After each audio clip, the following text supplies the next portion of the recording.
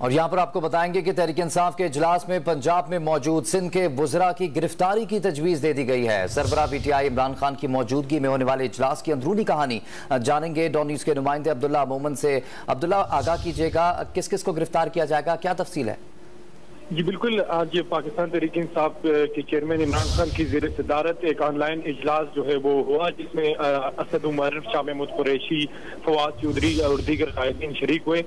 इजलास में पंजाब में सिंध के वज़रा और पीपल्स पार्टी के और साबिक़ सदर आसिफ जरदारी की मौजूदगी पर बरहमी का इजहार किया गया। इमरान खान को बताया गया कि पंजाब में सिंध के वज़रा और आसिफ जरदारी की मौजूदगी गैर सियासी और गैर अखलाकी है, इसको हर तौर से रोकना जो है वो जरूरी है। इजलास में पार्टी रहनुमाओं की जानिब से ये तजवीज़ सामने है कि सिंध में मौजूद पंजाब में मौजूद सिंध के वज़रा को फौरन गिरफ्तार किया जाए, लेकिन इस पर कोई इत्तेफाक राय पैदा नहीं हो सका।